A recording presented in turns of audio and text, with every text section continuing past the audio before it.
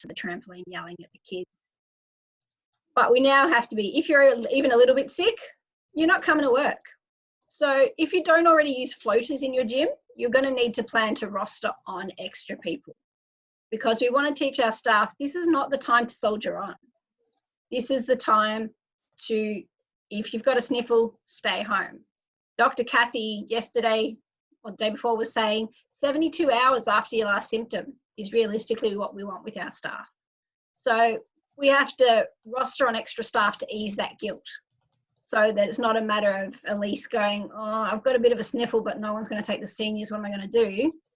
It needs to be, no, I've got a bit of a sniffle and Evan's the backup tonight, and that's just how it's going to be. So if you've got JobKeeper people, remember it's not your money that you're spending on wages, it's the government's money, so use it and roster on those extra staff, because we're going to need to change that culture. And we're going to need to have a bit of confidence to put our big girl pants on and send people home.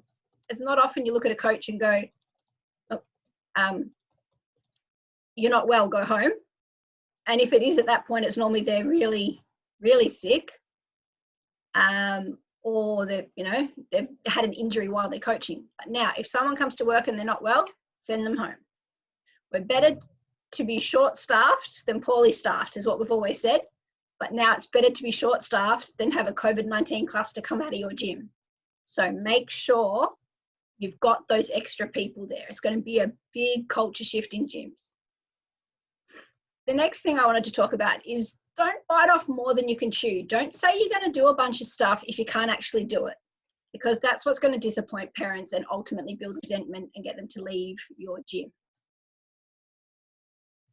So we're planning a phased opening. We don't know when we get to do each phase, same as you guys, but what we've basically done is our first phase will be competitive kids only. And that's from our sort of WAG 2, gym staff 3 sort of level, WAG 2 level up. Kids that are a bit more disciplined, kids that we know parents trust us and want to get back in, and kids that we think we can control and still get benefit from. The next one, we're going to bring back our older rec kids, our 1 day a week kids that are doing 1.5 hours to 2 hours. Phase 3, we're going to bring back our sort of level 1 and 2 kids, our ninja kids, our trampoline kids. Last of all, we're bringing back our beginners and our 4-year-old kinder gym. And then the very last thing we're bringing back is our Playnastics, which is our free play in the gym sessions. Now, those phases might be brought back pretty close together. We don't know. But at this stage, I know I can't control Playnastics and keep it clean and safe and respect social distancing and clean everything, because I just can't do it.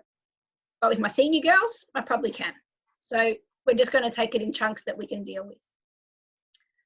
The other thing is we've made some standards for each of the phases. So in phase 1, before class, each student will wait out the front and we will open the door and invite them in when it's time to come into class. And that'll be, 8 or 10 kids at a time.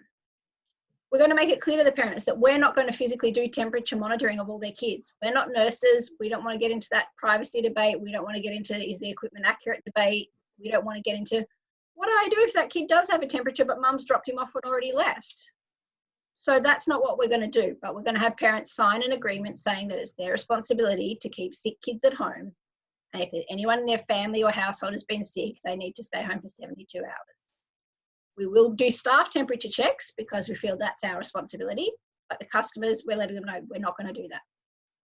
We will have mandatory hand sanitizing, and I'll show you a bit more about that in a minute. As I said, for phase 1 and 2, there is no spectators. Families will drop off and pick up from the car park, especially if the government brings in some of these rules that talk about 10 people on site at a time or a square metre rule. We can't afford to waste revenue generating, money-making space by having customers sit there. So I'll talk to you about some ways about that as well. Staff work habits, obviously coaches are going to have to wash their hands between classes, before classes.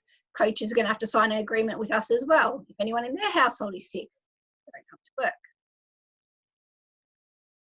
There'll be some equipment that's out of bounds. Now, some things are going to suck a little bit because even Dr. Kathy said the other day, foam pits are probably your worst nightmare at the moment. So find some crash mats, cover them up. If you can't do that with crash mats, get some tarps or some vinyl sheeting and a bungee cord and you want to cover over your pits. Dr. Kathy was saying you're looking at about a 3-day period of time where COVID could be active in a foam pit. So we're not using the foam pit. We're not using handheld objects that can't be easily cleaned. So all your props, all your hand apps, all the stuff that make kinder gym and your preschool classes and your rec classes so much fun, unless there's stuff that can be easily disinfected, we're not using them. So your soft toys, your pom-poms, the things that you can't just chuck in the washing machine or in a bucket of disinfectant, we're not using for now. Scheduling, we'll make sure that there's gaps between classes. So when a class finishes, we'll line all the kids up on their waiting spots, and we'll dismiss them. Once they're all gone, we'll let the next lot in. And cleaning, we're going to up our normal cleaning, but staff, that beautiful line that's on all my staff's contracts that they love, other duties as required. Cleaning is going to be a big part. You thought you were coaches, you are now coaches, you are cleaners, you are all sorts of stuff. So that's going to become a big part.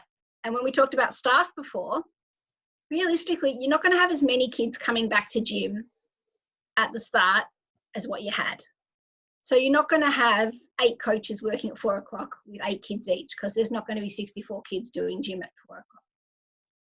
So 2 of those floaters are your cleaners, your greeters, your disinfectors.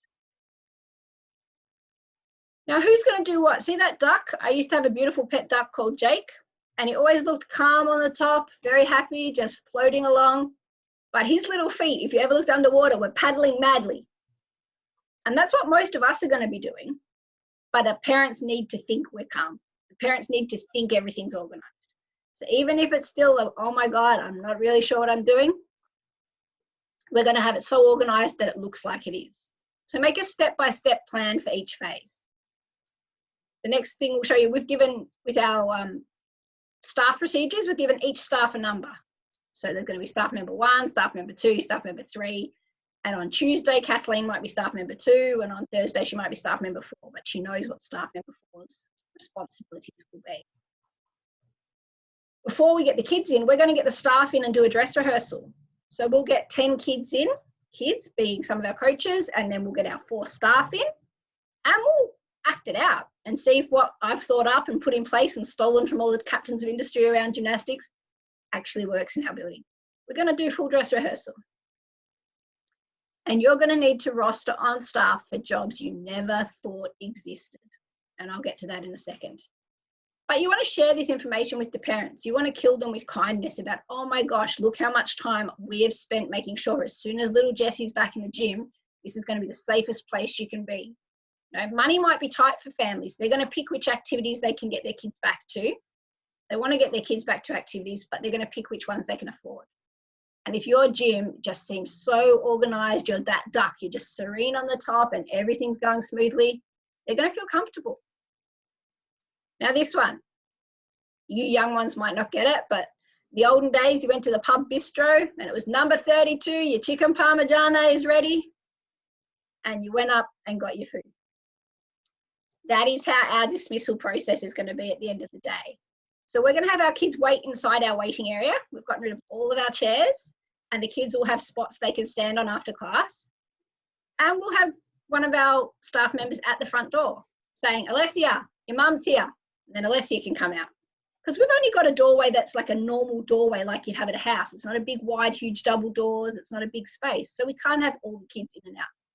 So the parents can either text the kids for the older ones, or they can come up to near the door, and we'll have a staff member there that will then say, staff member 1 will call out and say, you know, Alessia, your mum's here. Alessia goes out. Then the next parent comes up, Jessie, your mum's here, and Jessie goes out. And we're going to be doing it. We're not quite going to give them number 32 chicken parmigianas, but we're going to have a process.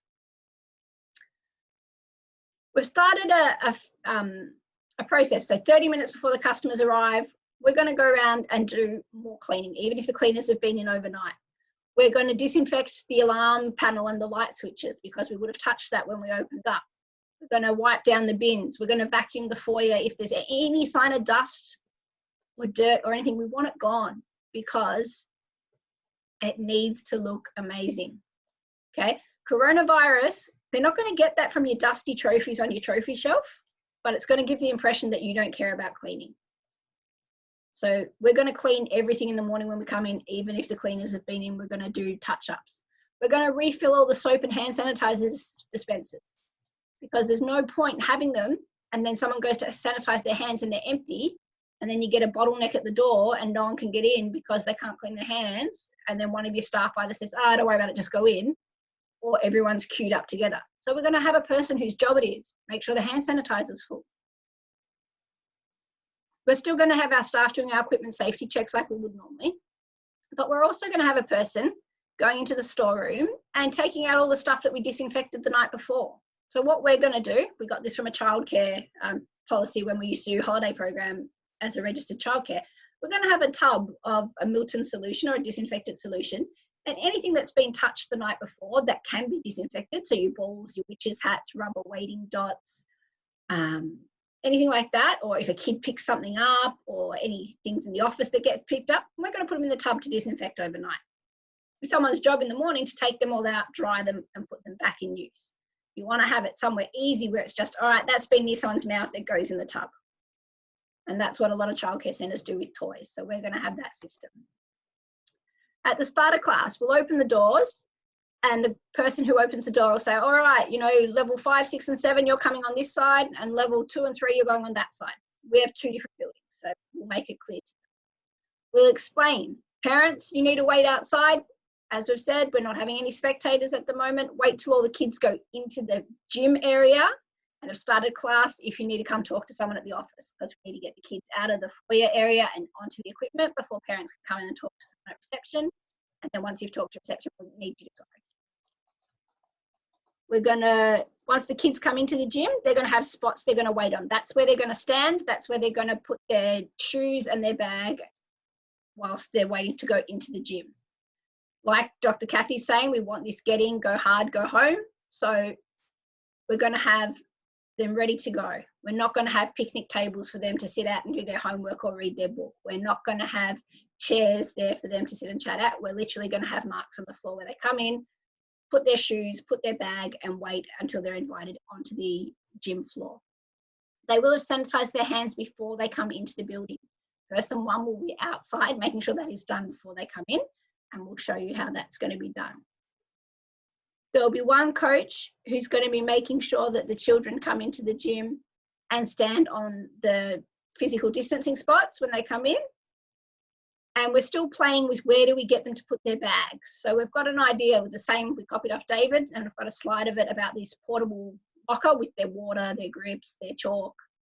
We're still trying to work out whether we have them all along an area or do they take them round with them. We've still got to work that out, because there's no point eliminating the lockers to avoid having a clump area and then having a bad clump area. During class, we're going to have obviously someone on our front desk and reception, but they're going to be pretty quiet because there's no parents in the foyer to annoy them.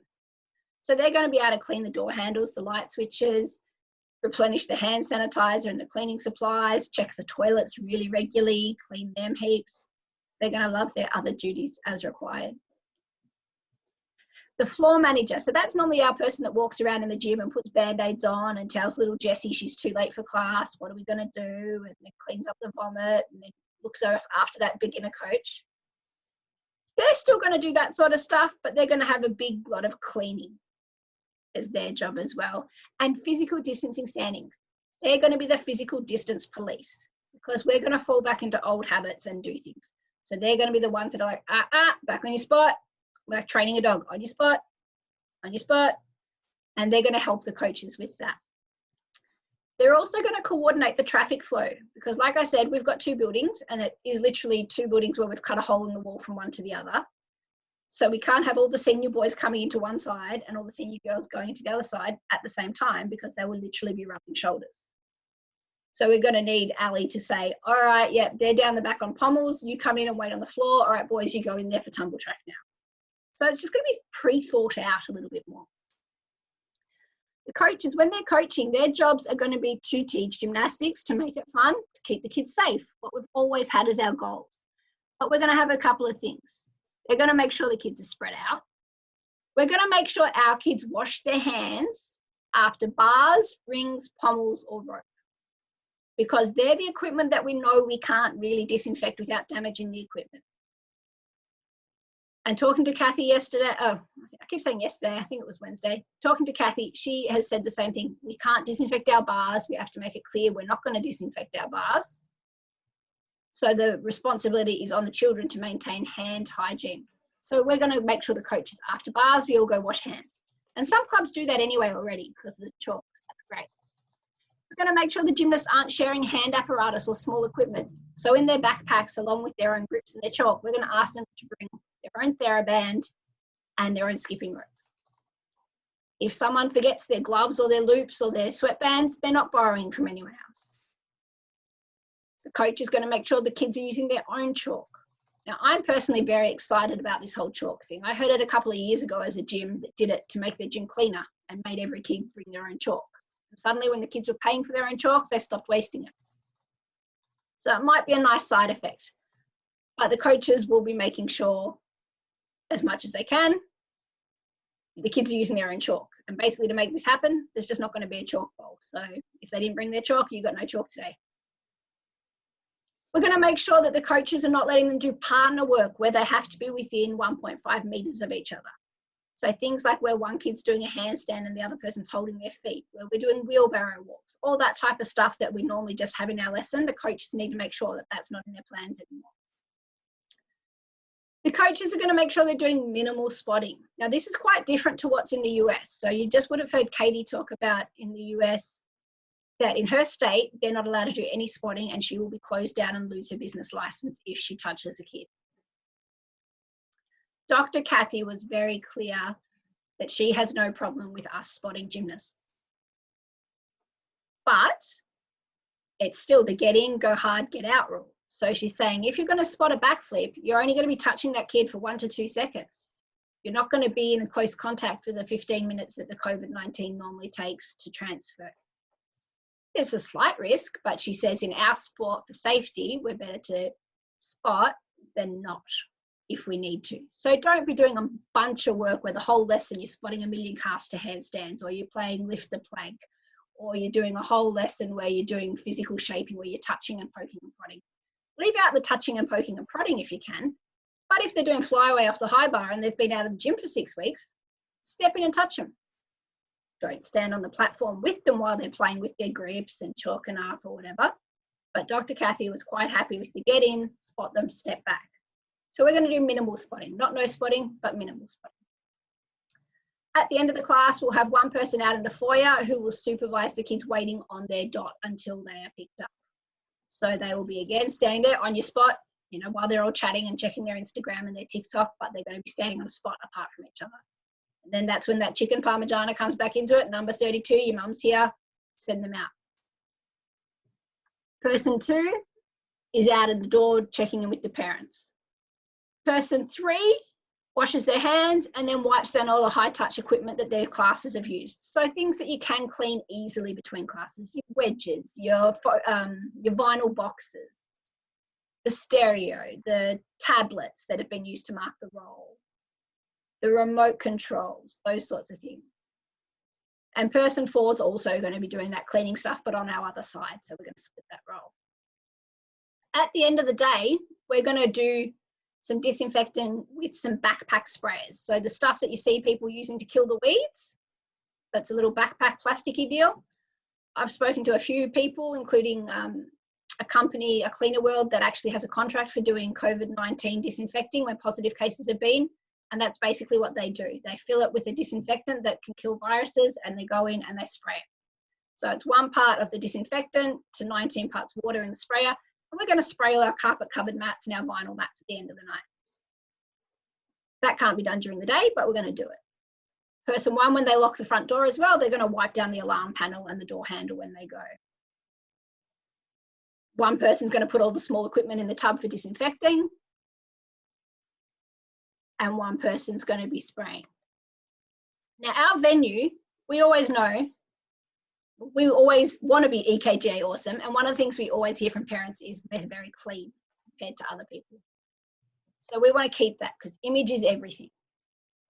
Like I said, the dusty trophies won't give them the virus, but it's going to give the impression that safety is not on your priority list. Get everything clean. And what we're doing, get rid of anything you can. throw out, put in storage, get a shipping container, get some plastic boxes, anything that doesn't need to be out, put it away, because if it's out, you're going to be expected to clean it. So if you've got kids' toys in the waiting area, if you've got books or magazines, if you've got anything there, you're going to have to clean it. So get rid of it.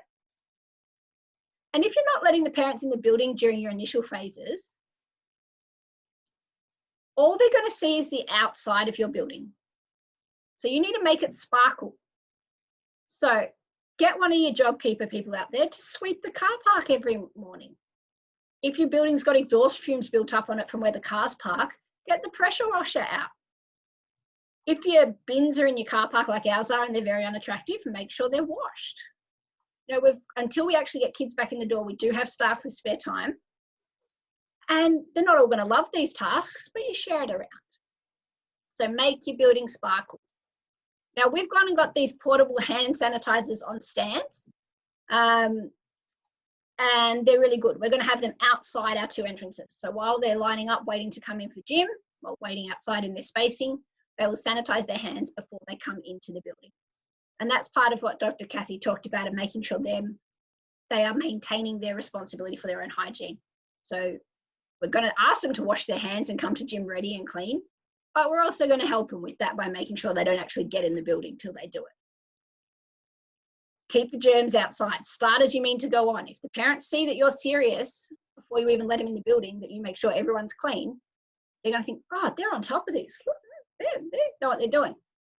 Now, another idea which we didn't decide to go with, but some clubs might, is there's portable hand washing stations. They're normally used at events and festivals or camping, which is a water tank you fill with water, you put the soap in there, it's got its own tank, and the kids can wash their hands. If you're wanting to do the soap and water approach instead of hand sanitizer, you can get those and just wheel them out to the front of your building before class and after class, or you can have them in your lobbies, or you can have them near your bar area. There seems to be about $150 on eBay. We've decided to go with the hand sanitizer on a stand, but the portable sinks are an option. That's just the flyer that Kathleen made up for me about our kids' personal lockers that they're going to have. So we just made up a nice graphic. When I say we, I mean Kathleen did it for me, of what we want the kids to bring to gym with them. So it shows that they're going to need to bring their own tape, their skipping rope. We've gone a step further. We've asked them to bring a Chuck's cloth to wrap around the ice pack if they need to use an ice pack. And I've bought 1,000 of them so we can just throw them out, but we've asked them to have their own ice pack wrap, Ziploc bag, their own hand sanitizer, their own set of Dettol wipes, their weights, their skipping rope, their water bottle, all that sort of stuff. What we're doing with the chalk is we've bought a heap of it, and we'll be giving every kid the first night they come in their block of chalk in their Ziploc bag and adding $2.50 to their account for the month. And then when they need chalk at any time, they're either going to start buying it from reception, or if the coach gives it to them, we note it down and we're just going to add $2.50 to their bill for the month. Don't touch me is going to be the common cry. If you ever went on a drive with your sisters in the back of a Commodore in the 1980s, there was a lot of this, don't touch me. And that is now what we want to be. So if you're not allowing parents in your waiting areas, get rid of the chairs, fold up the picnic tables, turn the couches around, block off the bleachers. If it's not there, they can't use it. Masking tape or your old Velcro on the floor to show where to stand until class starts is cheap, it's easy, and it's obvious. But you can get professional stickers, and they look better, and they make it look like you're taking things seriously. There are some people out there that are price gouging on stickers and stuff at the moment. I've sourced mine that we're getting delivered. The ones that stick to carpet are going to cost us about $10, and the ones that stick to vinyl are $10. The ones for carpet are about $12. 20-centimeter dot that says "Stand Here" and footprints on it. Nice bright colours, can't get more obvious than that. But at first I put Velcro all over the floor and masking tape, and it works, but it looks a bit pov. So we're going to try and look professional and clean. But it depends what your budget is. Masking tape will still work. Most of us have a box of old Velcro on the roof that we're too cheap to throw out. Cut it up and make marks out of it. I'll show you some photos in a minute. Get in, go hard, go home. So no homework, no hanging out. If you have phone charging stations, get rid of them. If you have tables where the kids normally do their homework, get rid of them. Kathy was very clear that the common areas of transmission are going to be when the kids are having a meal together, when the kids are sitting chatting to each other. Get rid of those opportunities. So this is what we've done to our floor. On the one side is our what we call our green gym, which we're going to have to rename because I'm getting a new floor soon and it's not going to be green. But anyway, and this is our blue gym. And we literally had the coaches in the other day with the tape measure, and we put marks on the floor, and it's just 2 little pieces of Velcro, our old white Velcro that used to be around the edge of the floor. We cut it into 5 centimetre strips, and we just made a cross with it. Every 2 meters across the entire floor. And that means when we're doing our warm-ups, our cool-downs, our drills, our circuit work, anything, it's going to be on those markers. So we don't end up with a group of girls all sitting shoulder to shoulder like we have here. Now, these are some photos out of our lesson plans of how we used to ask the coaches to set up our circuits. And as you can see, we use a lot of markers and a lot of visual aids because we find that that helps kids stay where they're meant to be. We're going to have to expand on that even further because A, we're going to need more obvious things, and B, our circuits are too close when you look at these photos. You're not going to end up with kids necessarily 2 meters away or 1.5 meters away from each other with all of these stations. We've made a list of warm-up games and cool-down games, and we've coded them as red, orange, or green. So the red warm-up games are games we're just not going to allow to be played during the next couple of months. We're not playing Scarecrow Tiggy. We're not playing Clumps. We're not playing Poison Ball. And I've got my list that I've got, and I'm happy to share them with people later if you email me. And the same with cool-down games. We're not playing things like where they sit with their partner and try and squash each other's legs together, or front support crawl under tunnel ball, or those sorts of things. So we're having to think about it. Warm-up games. We're going to be doing a lot of ship, shark, shore, captain's coming type stuff, musical statues. Instead of when you play the game where the music stops and you tell them to get 4 knees together, you're going to tell them to put your hands on your own knees. When the music stops, you're going to put your hands on your shoulders. So we're going to get them doing games as much as we can, but they're not going to be the same. If you can't dance or do aerobics, now is the time to give it a bit of a practice or figure out which ones of your coaches can and put them down to take warm-up. Because on-the-spot warm-ups, doing things like the nut bush, the Macarena, 5, 6, 7, 8, or aerobics type warm-ups, they're going to look great when the parents come in and you see that you've got all your kids spread out 1.5 meters apart. They're warming up, they're having fun, but they're not running around like a bunch of cats. You want to keep them on the spot. Now, these are some of the things we use in our gym anyway, because I've always been told you structure the environment and not the child, and that gives you better success of getting the kids to do what you want. So over on one side, you can see we've got the 3 colored dots. We buy them from a yoga supply shop. They're called yoga dots, and it's like yoga dot material. They're about 20 centimeters, and they're just rubber yoga mat circles. And we use them everywhere. We use them to show the kids where to line up. We use them in parts of circuits. We use them for color games. And they're not cheap, but if you're a small club and don't have a lot of money, get some of that grip mat that you put under your rugs to stop them sliding and just cut circles out yourself. But you can order those from, if you just circle yoga mat dots, there's heaps of different places that have them. The next things we use, these are mainly for our blind gym kids. We call them our French fries. And they're just foam logs. They're 10 centimeters by 10 centimeters. We had Andrew from D-Sol make them for us. And they're just great for marking things off. So we normally use them so the kids know when they get to the end of something, they hit the bum with their foot. All right, I'm at the end. But you can use them to block off stations. The stripes next to those are just bits of vinyl offcut with Velcro sewn to them.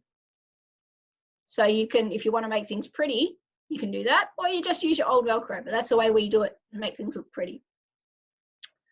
On the other side here, we have our waiting spots. Now, these are the best. One year when I was in Bali, I was at a leather maker's place getting some things made, and I thought, I wonder if he could make this for me. And then since then, for my club and a bunch of other clubs around Australia, I think I've brought about 400 sets back into Australia. So I'm supporting their economy. But again, it's about a 30 centimetre stop sign with footprints on it. And our kids know that if they're working in partners, when it's not my turn on the bar, I stand on the waiting feet. And when it's not my turn on the beam, I stand on the waiting feet.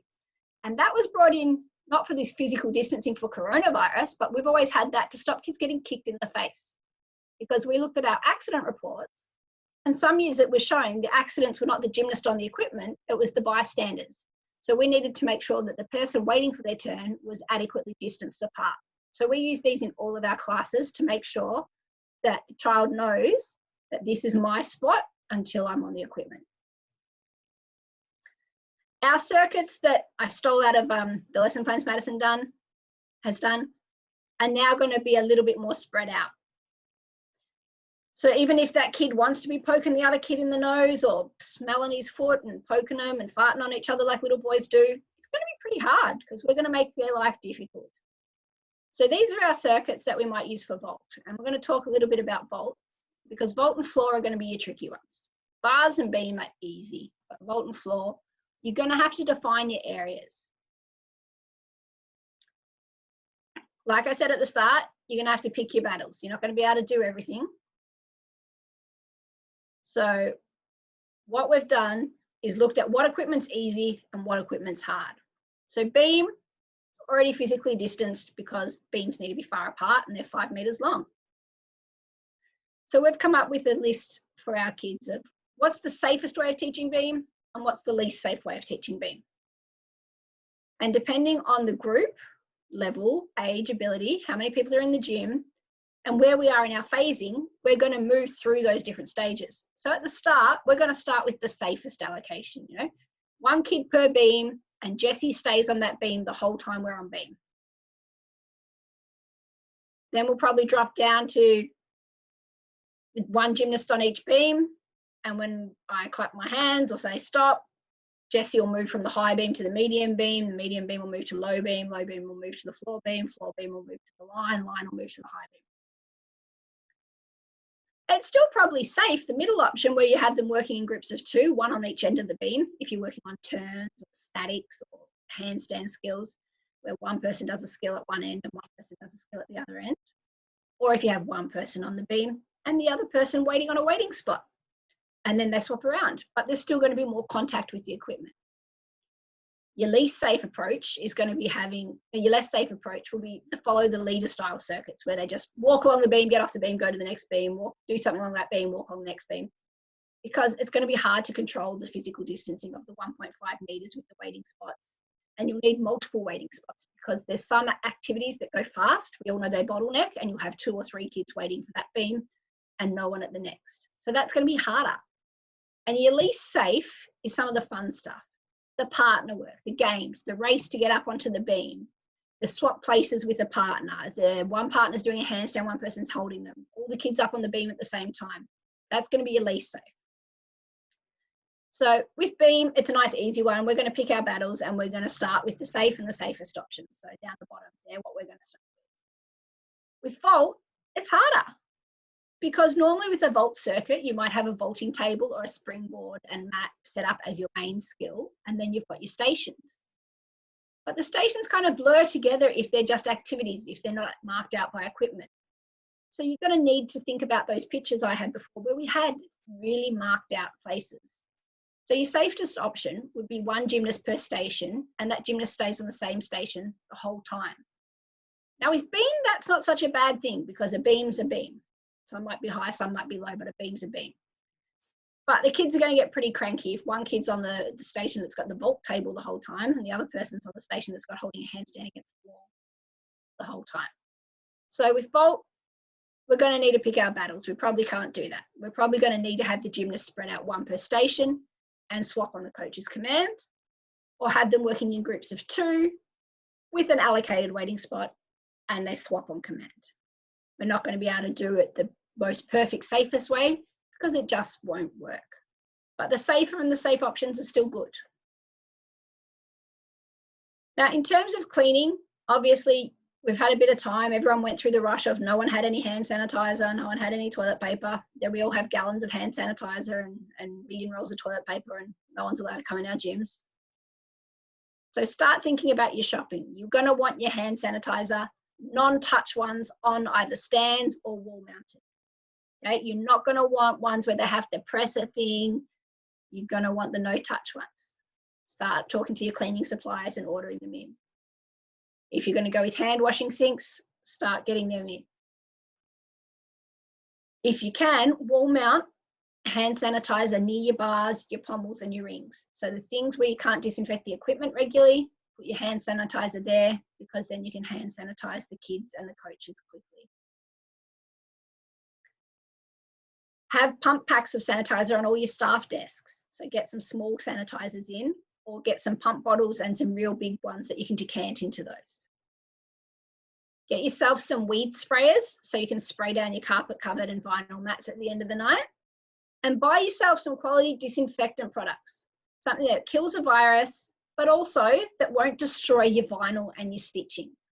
So there's a lot of people out there that are trying to do it on the cheap, and that's fine because we have no money coming in.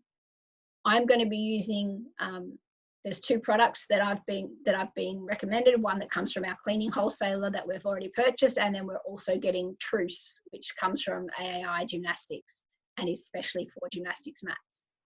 We're going to be using a combination of those 2. We're going to be using the specialised gymnastics stuff on our expensive gymnastics equipment, like our vault tables and our beams, and then we're just going to be using our normal disinfectant on everything else. Just check what you're using. If you're going to make up a bleach solution, just make sure it's not going to destroy your stitching and your vinyl or bleach your mats. So just make sure you get that right. You're going to need a heap of empty spray bottles to put alcohol and disinfectant in. So anything that gets touched, you can spray. You can either use spray bottles with disinfectant and paper towel, or you can get the disinfectant wipes. Now make sure you think about disinfectant is not the same as antibacteria. Coronavirus is a virus, not a bacteria. So we need things that disinfect, not antibacterial. So get your spray bottles with either your alcohol or your viricide in it, and have them all around. Anyone touches anything, a kid dribbles on the wedge when they're doing a forward roll, Jessie loses a tooth and there's a bit of blood, you would normally run out straight away and clean it if it was blood. Now we need to think of every little sneeze, sniff, dribble as the same as we would clean blood. We need to get right on it. And order heaps of paper towels. More than you think you're going to need, because your cleaning is going to be heaps. And you don't want to be washing cloths all the time, and staff don't want to be using towels that someone else has used. So get heaps and heaps of paper towels. Get your cheap, nasty ones that you use in the toilets that are just pretty nasty for the gross jobs. And you might need some softer, better quality ones for things as well. And you might need a whole bunch of face washes or towels that you're happy to throw out for if you're doing stuff on the carpet, because paper towels are awful on your carpet covered foam. So get yourself a whole bunch of face washes. I think Target and places sell them for when babies spew on you. Get yourself a heap of those little cloths that you can either use once and put in a bucket of bleach, or throw out for your carpet covered surfaces. Your physical distancing shopping list, you can go as cheap or as expensive as you want to go. And most of us have always veered towards cheap, and that's fine. If you can afford to go a bit more classy, then go a bit more classy. So we talked about yoga dots. We talked that you could make them by cutting up grip mats. There's a photo of my waiting spot. Sweet talk, any boot maker, vinyl sewer, anyone that's got some time, just needs some vinyl offcuts and a tracing of some feet, get some of them made. Through companies like the sports supply companies, they've all got poly spots, they call them, which are like rubber dots that people use for doing drills out on the soccer fields. Use them. Rubber hands and feet, you can get them through all your equipment suppliers. Rubber stars, you can get them. We're getting professionally made stickers, like I said, costing about $12 each, just because we want to look that little bit more fancy. In the past, this might sound funny, we have used placemats and coasters to show where kids start. And we still, I think, in our Christmas theme, we have a whole set of Christmas placemats, and we put those out and the kids line up behind the different Christmas placemats. So if you want to do it on the cheap, see what Best and Less have got. There might be some animal ones or some plain coloured ones. And, beginners, you're lining up behind the blue placemat and you have 8 blue placemats to show where they stand. Cones, obviously, most of us have had witches' hats and cones before. The great thing about them, very easy to throw in a bucket of bleach at the end of the night if the kids are stepping on them and touching them and stuff. They're pretty hard. Pool noodles are cheap and are a really easy way to divide up your floor. Put them along the floor every 2 meters, Velcro them down, that's your section. David Holcomb showed a beautiful way how he'd checkered his whole floor. That looked expensive. Using some pool noodles or some French fries to mark it out might be more affordable in your situation. Masking tape does the same thing, and so does chalk. So buy yourself a big bucket of playground chalk, the chalk that you use to draw on footpaths, and use that to draw things on your floor, because it'll last a little bit longer than your mag chalk and it's cheaper. And mark things off. If you need to literally draw squares on your floor, do it. You know, it's not going to be fun when you vacuum, but we're going to be needing them for a while, so no hardship there. Finally, you're going to be judged by your toilets.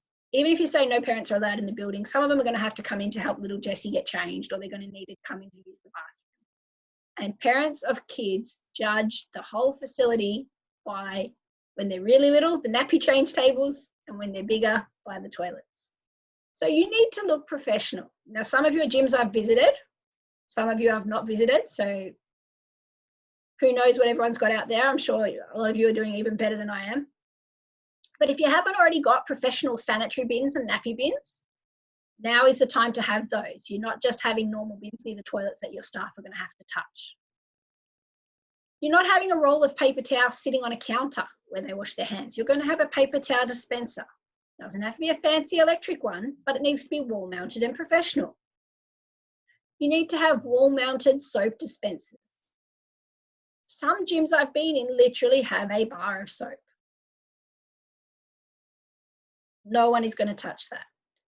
Pump pack soaps are better, but if you can wall mount it so there's little touching, less touching, if you can get a wall mounted one where they just stick their hand under and the soap squirts out, that is good. And they're not that dear. And they're easy to refill, because you buy a 5-litre thing of soap and you just refill it. Get yourself wall mounted. Get yourself professional air deodorizer or neutralizers for your toilets and your gym. We used to have like the Glade ones you just hang up on the wall and it squirts out, and they were better than nothing. But now we got a professional one from a cleaning contractor, and our gym doesn't really smell like feet anymore. I know Kathleen walks around in the morning and she sprays the air odor neutralizer on all the carpet covered mats around the gym in general, and we've got our automatic ones that go off every so often. So make sure your gym doesn't smell like feet when people walk back in after 6 weeks or 8 weeks of being gone. And signage, you want to have signs up about wash your hands, sanitize your hands, keep your distance. Because remember, start as you mean to go on. If the parents see that before they come in the building, they're going to think, gee, they're on top of it. Not so sure about Taekwondo at the moment, but the gym club seems pretty onto it. So get signs. Get your kids that have got time at home that are good on Canva or Vistaprint or whatever. Make up some nice signs. Or there's a heap on eBay that you can already buy that say nearly everything we want with the images already there. Wash your hands. Keep your distance there. Someone's already made them and you can buy them cheap. But put them in snap frames or laminate them, or buy good quality core flute or block mounted ones. This is not the time for photocopied notices stuck with some sticky tape to something. That's not going to make it look like you're in here for the long haul of keeping things clean. So keep things professional. Be that duck. Even if you're paddling away like mad underwater, on top you want to look awesome. So that is, I'll stop sharing my screen. And then now will be the time. I haven't looked at the chat because I've been waffling, so I haven't. That's all right. We've got that covered. I think you answered most of the ones that came through. Anyway, the main one was, where is your sticker supplier? Who are you getting those ones made from? So I'm getting mine from the guy that makes my signs. I just sent him an email, the guy that did my building signage the other day, and I said, have you got a deal going for coronavirus kits? And he said, yeah. And I said, he sent me one, and I'm like, yeah, no, that's not what I want. I just want 2 footprints that say stand here. And he said, all right, yeah, it's this much for carpet and this much for vinyl, and we've already done it for 1 million shopping centres. So I can send, I think people registered for the whole workshop as a total, so I can send through some of my details to those, and then Rachel can probably forward it out. But it's just the local guy in Airport West that does my signage that I'm getting that through. What was the other question? The other one was, what is in the disinfectant you use? So I guess you said you touch on a couple of brands. Again, yeah, so it does to people. That's right. I'm not going to be a brand advocate for anyone. I'm using the information that I've been given from people that I think are smarter than me. So the only reason I'm helping with this, I've been putting some pressure on Rayline to bring some Truce products into Australia, is because so many gyms in America use it, prior to COVID-19 because it looks after your mats and your beams, and the chalk remover will get the chalk off your beams and your vault tables. So I just wanted chalk remover anyway. So I was going to bring some in. The Truth products are apparently, the composition, it's got the right compositions of alcohol and all those sorts of things to mean it'll kill the virus. So you just need to go on any of the government websites and look up what something needs to kill the virus. It needs to contain enough alcohol. So you need things that have got enough alcohol in there. The products we've bought are 80% alcohol. I think 70% is the standard, but we've been given, our supply managed to source things that are 80%. If nothing else, we're going to smell really clean.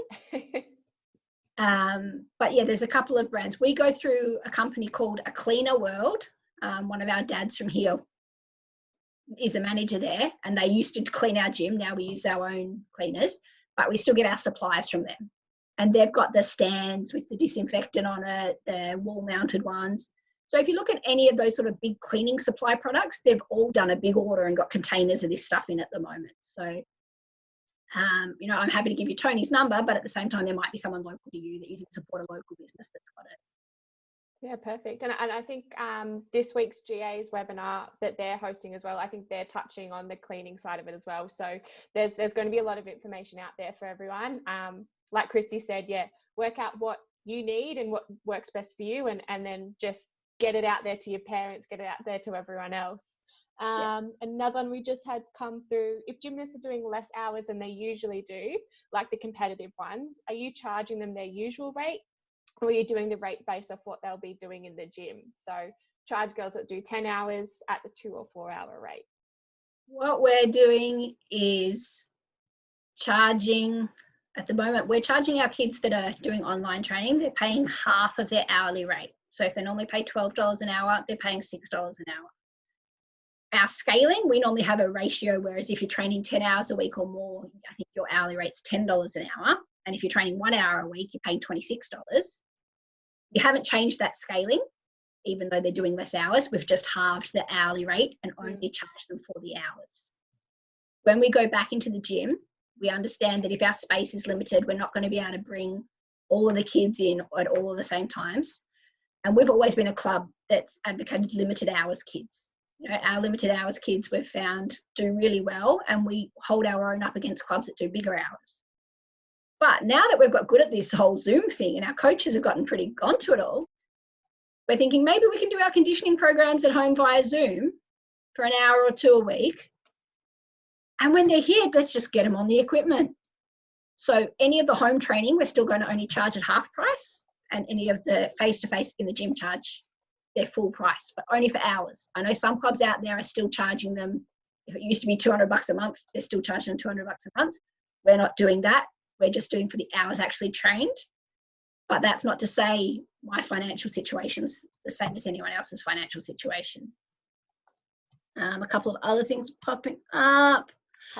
Someone's put a couple of links in there. The games list, I can, I'll send it through to Rachel. And I'd love if anyone else has got other games they can add to it, because I pretty much went through all my lesson plans for the last couple of years and put a heap of games down there. But if I'm clever, I might be able to share it. Hang on. I don't know how clever I am. But I'm a GV workshop. And Christy, are you happy for this presentation to go out to share it to everyone on here? Yeah, of course. Okay. Yeah, we're all in this together. Exactly. All right, let me try and share this again.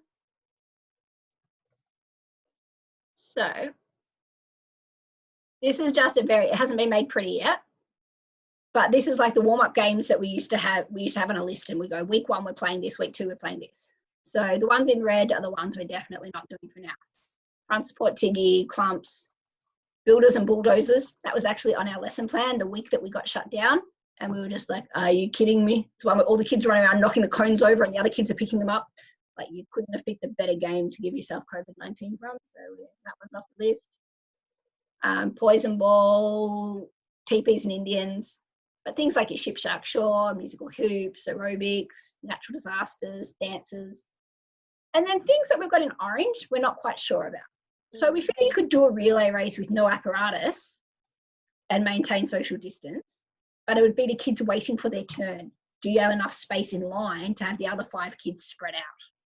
So if you've got the whole floor and you only need to have 2 people per strip, perfect. If you've got small space, the ones in orange aren't going to work. So yeah, I can send that through. That's not a big deal. What were the other ones? And then I think we just had, are you looking to increase any prices for members as they come back to the gym to take into account that additional cleaning costs?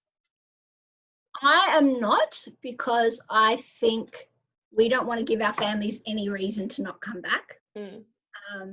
The last financial crisis and the one before that have shown that parents will get their kids back to their activities first. If they've got the money, they'll get their kids back into swimming and gym and piano lessons, and they'll give up the takeaway dinner or the foxtail or whatever to make their kids' lives as normal as they can.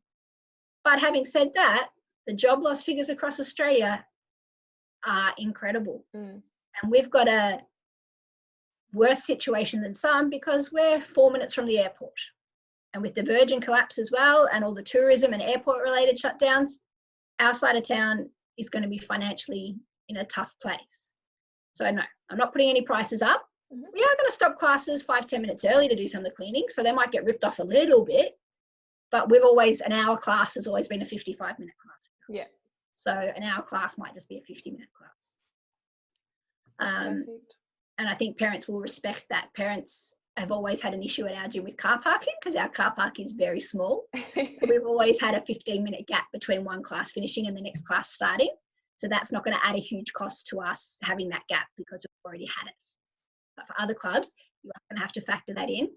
But all these people talking about, are you going to put your prices up? Remember, even if we go back to work next month, if you're on JobKeeper, the government is paying your staff's wages till September. So your biggest single cost you used to have operating your gym was your staff's wages.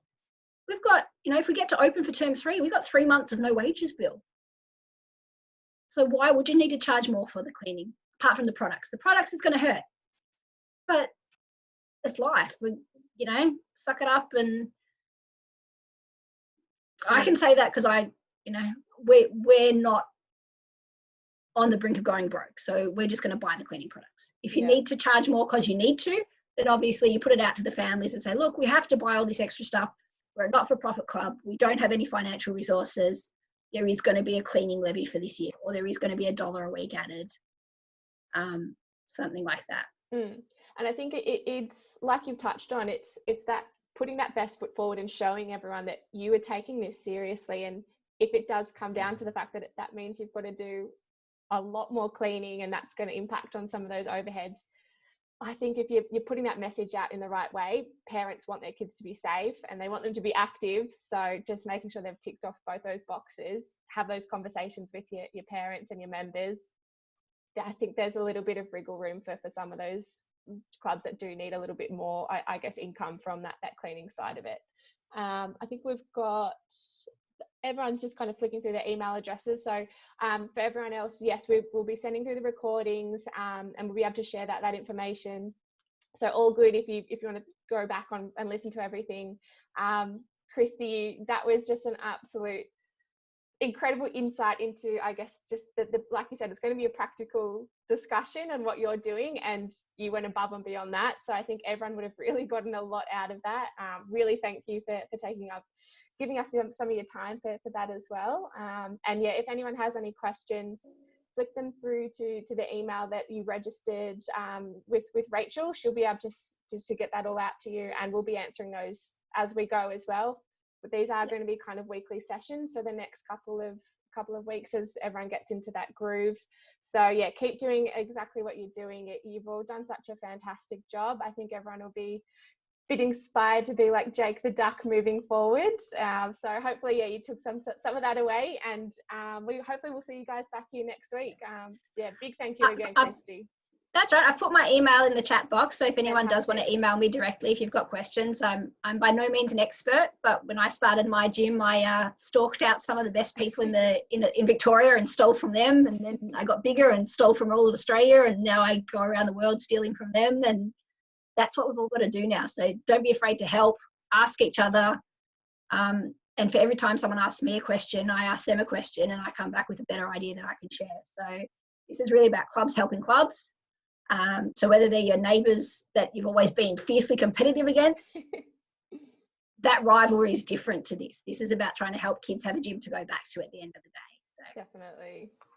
Awesome. feel Well, free to thanks, give guys. me a line, and good luck everyone out there. Let's get back into the gym. All right, thanks guys. We'll leave it there. We'll be in touch in the next couple of days with the recording and all that jazz. So other than that, enjoy the rest of your Friday. For anyone who's opening up in the next couple of weeks, excited for you. Fingers crossed it all goes well. Stay safe out there, guys.